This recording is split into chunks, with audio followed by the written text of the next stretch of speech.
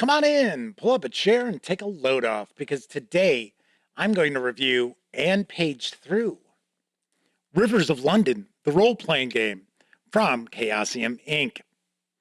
Does this volume perfectly bring Ben Aaronovitch's urban fantasy world to life at your game table?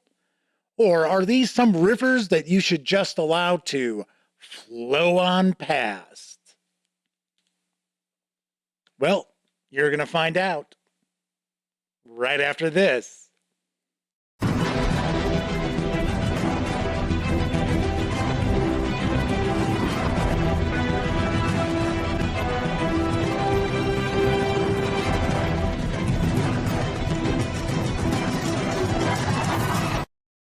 Howdy, gang, and welcome once again to the Duct Tape Studios. I'm Jeff McAleer, your host here at the Gaming Gang channel. Thanks for joining me once again. As I mentioned in the open, today I am going to review and page through Rivers of London, the role-playing game from Chaosium Inc. It's written by Ben Aaronovitch, Graham Barber, Paul Fricker, Adam Gauntlet, Lloyd Guyan, Lynn Hardy, Gavin Inglis, Mike Mason, Karis McDonald, and Lukia Zeknowski. I apologize. I guarantee I've butchered at least two of those names, so I do apologize. This 398-page hardcover is available now. Carries an MSRP of $59.99, which includes the PDF if you purchase through Chaosium Inc. or from the brick and mortar stores that they are connected with. Or if you just want to pick up the PDF alone, you can do so over at DriveThruRPG for $24.99. All of that said, let's swing on over to the other camera because here I've got Rivers of London, the role-playing game. A few things I do want to mention before we dive on in. First of all, the fine folks over at Chaosium Inc. were kind enough to provide me with this review copy, but neither I nor anyone else affiliated with the Gaming Gang has received any other sort of compensation for me to share this review with you. These days, it's very important that you know that. We're also not going to look at each and every page of the book, but I do want to give you a very good feel for what's in Rivers of London and share my thoughts about it too. Lastly, there are a couple of adventures contained within. One is a solitaire sort of choose-your-own-adventure tale, which we see from time to time from Chaosium Inc., which is designed to introduce the mechanics and the game system to game masters and players alike. Then there's also a more traditional introductory adventure, which is designed for a game master to run with a group of players. Normally, if I'm sharing a review of something that includes adventures, I'll tell players to tune out so that they don't have any surprises ruined by any spoilers. In this case here, I don't think you need to because I am going to stay spoiler-free and I will make sure to quickly get past those adventures. So the chances of a major spoiler popping up are going to be pretty slim. Although, as a player, if you do want to tune out, I completely understand. But you might want to let your game master know about this review so that they can make an informed buying decision regarding Rivers of London. All right, let's jump on in. First thing I do want to mention is production quality. Very nicely done. Nice paper stock. Got a couple of bookmarks. This should hold up pretty well at your game table. Got a bunch of artists who are involved in this project. I am going to address what I feel is the elephant in the room, especially if you watched my live first look and page through on the Gaming Gang Dispatch, where both I and many people in chat were really surprised by some of the lackluster artwork that we saw in this book. Now, that isn't to say that all the artwork is bad, but there's some in here that I'm kind of surprised made the cut. And there are some other images which I scratch my head about because it's sort of like did we really need that? It's not really getting the old creative juices flowing. It's not inspirational. We've got like an image of the new Scotland Yard sign. We've got an image of a sign for the underground. It's kind of like, really? Now, I'm not picking on artists because, for one, there's a lot of really good art in this as well. And these people are far more talented putting together artwork than I ever could be. But I was surprised that we just didn't see a higher level of artwork throughout the entire book for what I consider to be a very high profile role playing game, because there are a lot of people who are very excited about Rivers of London, the role playing game. So I got that out of the way. And to be very honest, it's the only negative thing I've got to say about this book. So we start off with that introductory solo adventure. As I mentioned, it's there to introduce the mechanics and the game system to game masters and players alike. So don't be surprised as a player if your game master says, "Hey, yeah, borrow the book." You can play through the solitaire adventure. So we've got that, and this adventure actually clocks in at over 20 pages. So there's quite a bit to it. Now we get into the character creation, and the game system is built on 7th edition Call of Cthulhu, which means it's also built on basic role playing with some tweaks. So as far as our attributes, we are looking at 5 of the traditional 6 Chaosium attributes. So we've got strength, dexterity, intelligence, constitution, and power. There is no charisma attribute in Rivers of London, which that's fine. So usually in a Chaosium role-playing game, you would roll up your attributes using 3 6-sided dice, and then of course now in 7th edition Call of Cthulhu, you translate that over into percentile. That is not the case here. So you're actually going to have 280 points that you can allot to your 5 different attributes. Now here you're going to pick your occupation first. So the sort of character you want to play is going to determine how you break down those points into your attributes. Whereas many times in role-playing games, you roll your attributes and then you base your character class or occupation, what have you. You use those attributes to determine what sort of character you're going to play. That is not the case here. So I definitely like that. There's a lot going on in this system mechanically that I would like to see appear when we see an 8th edition of Call of Cthulhu. And I'll talk about some of those in just a moment. Character creation, super, super fast and easy in Rivers of London. So, of course, if you're familiar with basic role-playing, Call of Cthulhu, RuneQuest, so on and so forth, you know you've got your attributes and you also have skills. So those skills are percentile-based. The reality with Rivers of London, you're going to use your percentile dice and, on occasion, 6-sided dice. That's it. So you're not going to be carrying around a big dice bag. You might need a dice pocket. That's about it. So as far as attributes and skills go, you're looking to roll equal to or lower than in order to succeed. Now, there is a division of your skills and attributes. You divide in half, and that's written down under hard.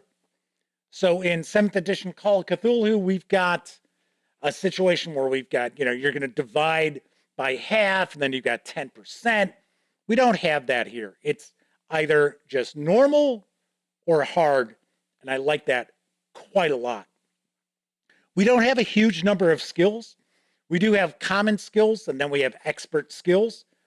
All player characters start with 30% in all of their common skills, and then in expert skills, 0. But each occupation is going to have 2 required skills, and they tend to be expert skills. So when you're creating your character, you are going to be able to boost 6 skills. Doesn't matter if they're common, doesn't matter if they're expert. So if you are boosting an expert skill, say one of those 2 required skills, you're going to have 60% in those skills. If you are boosting a common skill from 30%, it is going to go to 60%. So the reality is you're going to have 6 skills that you are going to be able to write down 60%.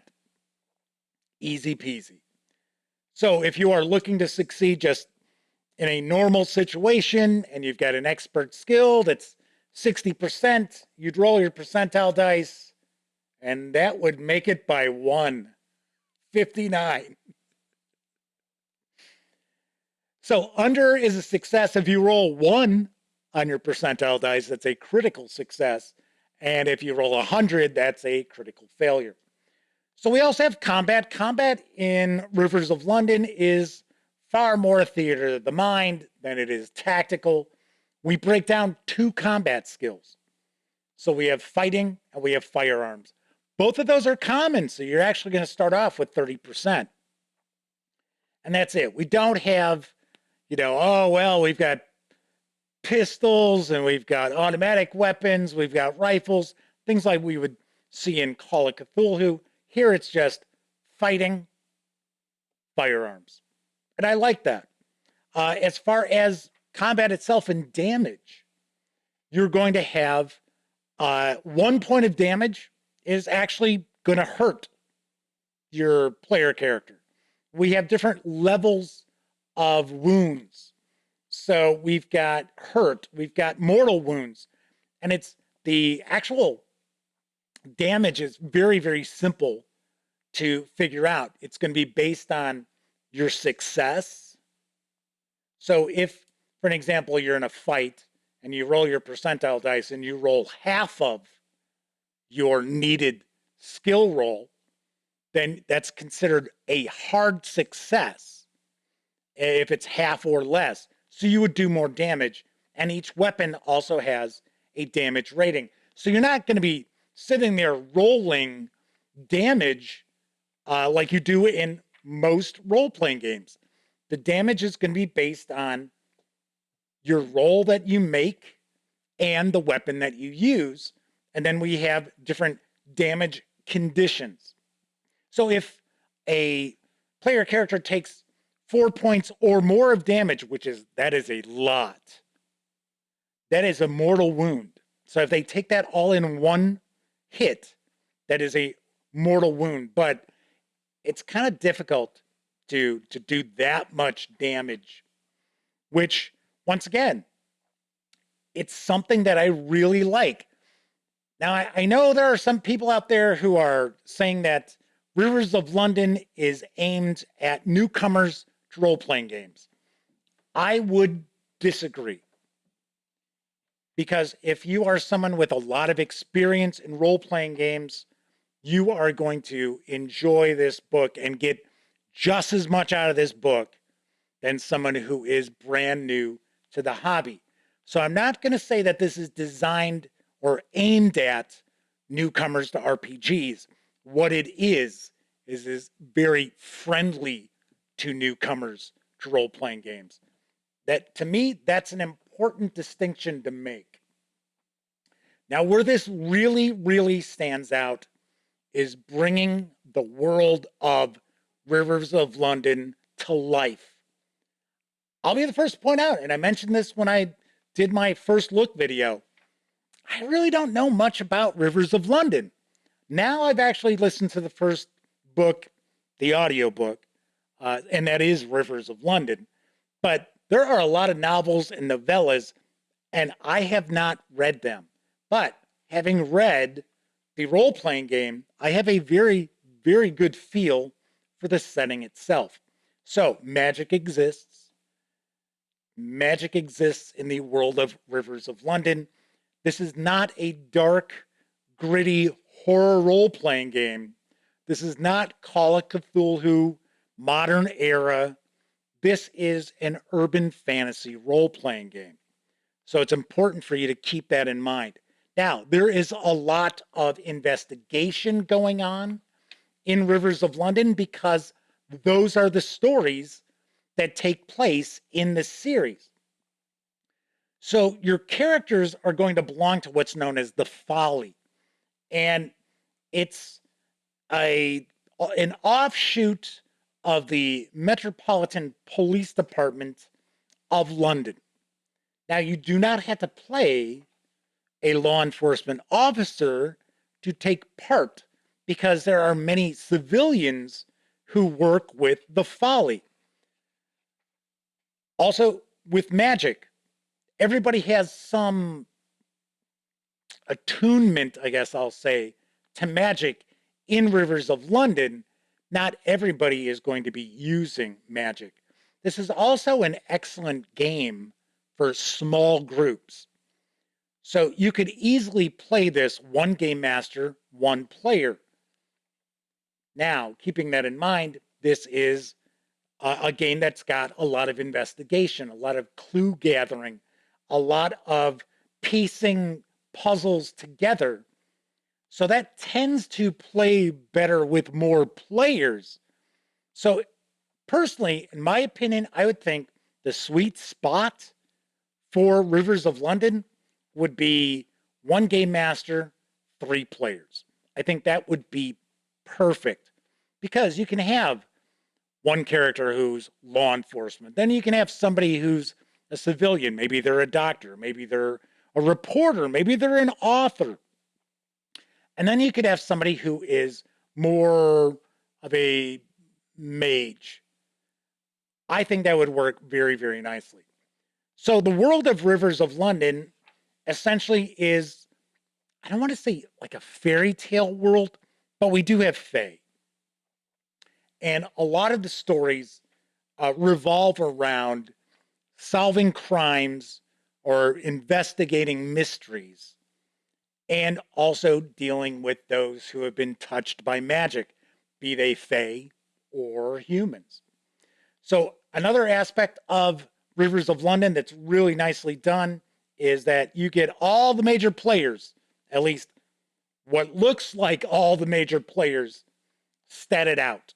So you've got your rogues gallery, you've got a bit of a bestiary, you have a really, really in-depth breakdown of the Folly. So I will mention once again, if you're not overly familiar with Rivers of London, obviously from the title, the stories mainly take place in the city of London. And if you are not overly familiar with the city, say you're an American like I am, don't worry because it is really, really well covered in Rivers of London. I could easily run adventures that are based in the city of London simply from this book itself. We also have that adventure, as I mentioned. So this is more the traditional introductory adventure. Gotta say, the cartography and everything is really nicely done. We've got a bunch of handouts for the players too. And then there's something that I found very interesting is the additional rules. So if you are looking at having more of a complex character creation, you've got rules for that. If you want to have crunchier rule systems, there's rules for that. We've got tons and tons of GM advice. You may have noticed we've got these little boxes throughout. As I mentioned, this is very, very friendly toward newcomers to the hobby. The GM advice isn't just obvious information or things that an experienced game master already knows. There is a lot of really useful information that newcomers and old timers alike will be able to utilize in Rivers of London. We've got loads and loads of additional rules here. If you want crunchier combat, we've got that. There's a breakdown of how do you create an adventure. They're called case files in Rivers of London. We have pre-gen characters as well. So all in all, really, really well done. We get a bit of a rules summary, which is, I think, if I remember right, I think it's 6 pages long. But you could easily print these out and give them to your players. And if you are new to running role-playing games, print them out for yourself and have them handy. So everything you need is at your fingertips here in this book. Now, I do want to mention, for those of you out there who might be watching this video and you really haven't game mastered before, don't be frightened off by the page count. I know it's 398 pages, and for a lot of people, they'll sit there and go, oh my gosh, it's got to be so loaded up with rules. I don't know about that. I know the role-playing games that are aimed at people who aren't, familiar with the hobby, the rules are usually like 10 pages. Well, I got to be very honest. There aren't a ton of pages devoted to the rules in this either. It's just got a lot of additional content included, which makes this a must-own if you have any interest whatsoever in role-playing in the world of Rivers of London. So that is a look at the book. We're going to swing on over to the other camera so I can share some final thoughts as well as my review score. Well, by now you've probably already figured out that I really, really dig Rivers of London. And I already pointed out, I've only listened to one audiobook. So it's not as if I am some fanatic who has been chomping at the bit for this role-playing game to come out. So keep that in mind. I personally think this is a fantastic book on its own merits. You don't even have to be well-versed in Rivers of London to want to pick up this role-playing game. Mechanically, I love some of the tweaks that have been made to kind of lighten up the mechanical approach, a little less crunchy than what we're used to seeing in basic role-playing or RuneQuest or Call of Cthulhu. And honestly, there's a few tweaks that I would like to see make their way into the next edition of Call of Cthulhu, especially the just normal and hard as far as your die rolls. Definitely would like to see that make its way into 8th edition Call of Cthulhu. Should point out that it is very, very obvious that Ben Aaronovitch was highly involved in the production of this role-playing game. It is certainly not a case of an author saying, yeah, go ahead. You can make an RPG based on my works. Just, leave me alone. It's happened. It has. That is certainly not the case here. And huge kudos to the team that put together Rivers of London, because even as somebody who doesn't have really any experience in the game world, I understood it. I could run this role-playing game and make people feel like, oh, wow, the folly is very interesting. Newtonian magic, yeah, I understand that. The presentation and the way everything is spelled out in this book, just top-notch. Really, really excellent. If you have any interest in Rivers of London and you've never played or run role-playing games, do not be afraid to jump on in and pick this up. This is a must-own if you are interested in RPGs and you love Rivers of London. Once again, even though it is very, very friendly to people who don't have experience with role-playing games, either running them or playing them, as someone with a lot of experience, you will not feel like you're being talked down to by the authors whatsoever. This has got loads and loads of useful GM advice included as well. Man, this is such a great book, except for some of that artwork. I know, I just can't get away from it. I can't escape it. And unfortunately, I did ding the review score because of it. And that's the last thing I'm going to say about the art. On a scale of 0 to 10, I give Rivers of London a very, very high recommendation. I give it a 9 out of 10. To be honest, if I still did half scores, this would be a 9.5 out of 10. But because we don't, it is a 9 out of 10. It is that good and loads and loads of fun. I really am looking forward to seeing what comes next for Rivers of London from Chaosium Inc. All right, that is it for this time out. If you like the video, by all means, please give it a quick thumbs up. Subscribe to the Gaming Gang channel if you haven't already. And if you do subscribe, don't forget, ding that bell, because it'll not only let you know when I upload videos such as this review, it'll also inform you when my live stream, the Gaming Gang Dispatch, airs 3 nights a week, live at 7 p.m. Central, right here on YouTube. Thank you very much for taking time out to watch this review, and until I see you next time, here's hoping each and every one of you get to enjoy plenty of great gaming with your gang.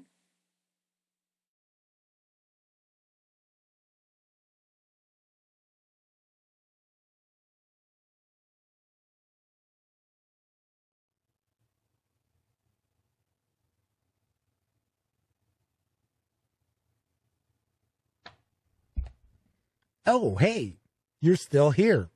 That's okay. You don't have to leave just yet. In fact, why don't you subscribe to the Gaming Gang channel right here, or take a peek at the latest live stream, or even find out what YouTube recommends you check out from the channel. And of course, I'm Jeff McAleer. Thanks again for watching.